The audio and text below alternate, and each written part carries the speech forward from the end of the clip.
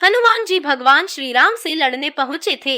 ये सुनकर हर कोई आश्चर्य में पड़ सकता है, लेकिन यह सत्य है।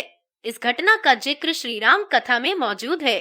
आपको यह सुनकर और भी आश्चर्य होगा कि जब भगवान श्री राम से हनुमान जी लड़ने गए तो लड़ने से पूर्व भगवान श्री राम को ही सुमरे और उनकी ही सौगंध भी खाई थी।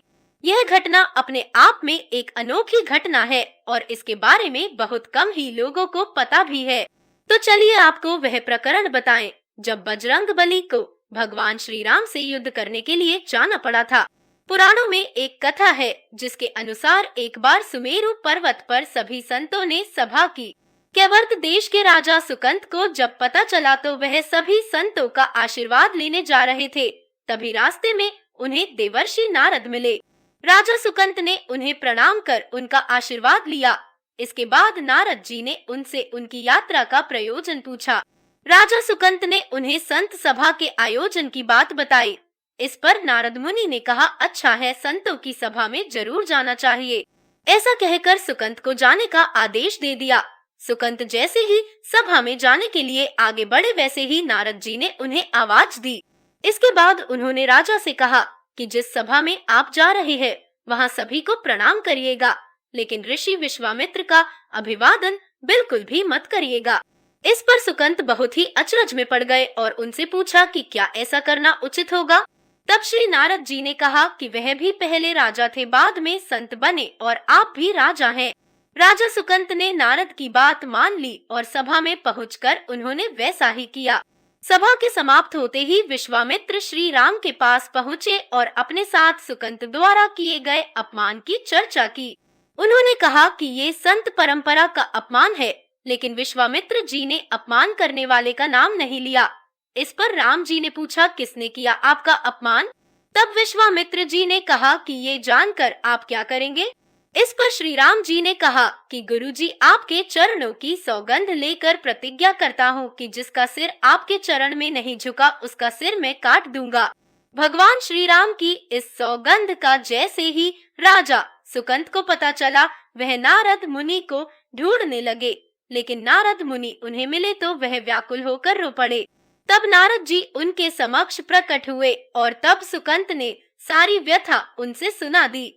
यह सुनते ही नारद जी ने उन्हें माता अंजनी के शरण में जाने की सलाह दी। यह भी कहा कि यदि माता ने आपको बचाने का वचन दे दिया तो तुम जरूर बच जाओगे, लेकिन यह भी कहा कि वह किसी को यह नहीं बताएंगे कि नारद जी ने उन्हें यह सलाह दी है। राजा सुकंत तुरंत बजरंगबली के घर के बाहर जाकर रोने लगे और उनके रोने की आवाज सुनकर माता अंजनी बाहर आई तो सुकंत ने कहा, माता मुझे बचा लीजिए, अन्यथा विश्वामित्र जी मुझे मार डालेंगे। इस पर माता अंजनी ने सुकंत को उसके प्राण बचाने का वचन दिया। उन्होंने कहा कि तुम शरण में हो, तुम्हें कोई नहीं मार सकता। इसके बाद राजा सुकंत को विश्राम करने के लिए कहा। शाम ढले जब हनुमान जी माता अंजनी के पास पहुँचे तो उन्होंने सारी बात बताई, लेकिन सुकंत को बुलाने से पहले पवन सुत से कहा कि तुम पहले सौगंध लो। तब श्री हनुमान जी कहा कि वह श्री राम के चरणों की सौगंध लेते हैं कि वह सुकंत के प्राणों की रक्षा करेंगे। तब माता अंजनी ने राजा को बुलाया। हनुमान जी ने पूछा, आपको कौन मारना चाहता है? तब सुकंत ने बताया कि उन्हें भगवान श्री राम मारने वाले हैं। इतना सुनते ही माता अंजनी हैरान रह गई।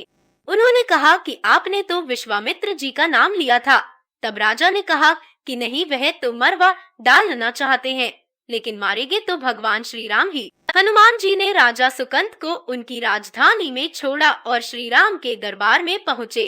वहां पहुंचकर उन्होंने राम जी से पूछा कि वह कहाँ जा रहे हैं। तब मर्यादा पुरुषोत्तम ने बताया कि वह राजा सुकंत का वध करने जा रहे हैं। तब हनुमान जी ने कहा, प्रभु उसे मत मारिए।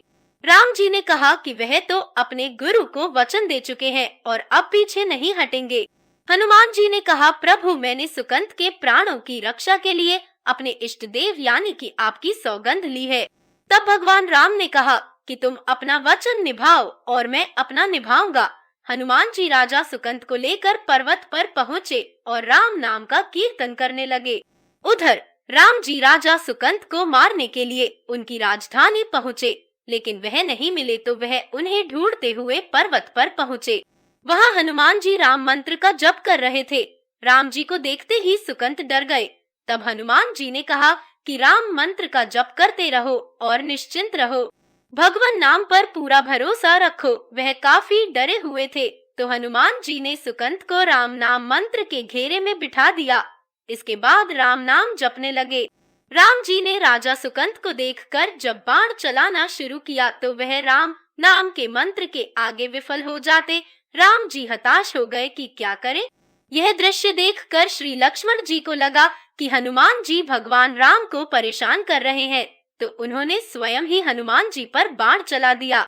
लेकिन उस बाण से हनुमान जी नहीं, भगवान श्री राम ही मूर्छित हो गए, क्योंकि हनुमान जी के हृदय में श्री राम जी थे। राम जी जैसे ही होश में आए वह हनुमान जी की ओर दौड़े। उन्होंने देखा कि उनकी छाती से रक्त बह रहा है। वह हनुमान जी का दर्द देख नहीं पा रहे थे। वह बार बार उनकी छाती पर हाथ रखते और आंखें बंद कर लेते। पवन सुत को होश आया तो उन्होंने देखा कि राम जी आंखें बंद करके हनुमान जी के छाती पर बार बार हाथ रख रहे थे और इसी मौके पर पवन सुत ने सुकंत को पीछे से निकाला और उसे अपनी गोद में बिठा लिया। तभी राम ने फिर से हनुमान जी के माथे पर हाथ फेरा, लेकिन इस बार वहां पवन सुत की जगह राजा सुकंत थे। राम जी मुस्कुराए और हनुमान जी बोल उठे कि नाथ, अब तो आपने इनके सिर पर हाथ रख दिया, अब आप ही इसकी रक्षा करें। तब श्री राम जी ने हनुमान जी से कहा कि हनुमत, जिसे तुम अपनी गोद में बिठा लो उसके सिर पर तो मुझे हाथ रखना ही पड़ेगा, लेकिन गुरुजी को क्या जवाब देंगे। तभी हनुमान जी को विश्वामित्र जी सामने से आते दिखाई पड़े। उन्होंने राजा सुकंत से कहा कि जाओ, तब प्रणाम नहीं किया तो क्या हुआ, अब कर लो। राजा ने दौड़कर विश्वामित्र जी का अभिवादन किया। वह भी प्रसन्न हो गए और बोले, राम, इसे क्षमा कर दो। राजा सुकंत विश्वामित्र जी से कुछ कहते कि इससे पहले नारद मुनि प्रकट हो गए। उन्होंने सारी घटना कह सुनाई। तब विश्वामित्र जी ने पूछा कि नारद, तुमने ऐसी सलाह क्यों दी? तब नारद जी ने कहा कि अक्सर ही लोग मुझसे पूछते थे कि राम बड़े या राम का नाम बड़ा, तो मैंने सोचा कि क्यों न कोई लीला हो जाए कि लोग अपने आप ही समझ ले कि भगवान से अधिक भगवान के नाम की महिमा है।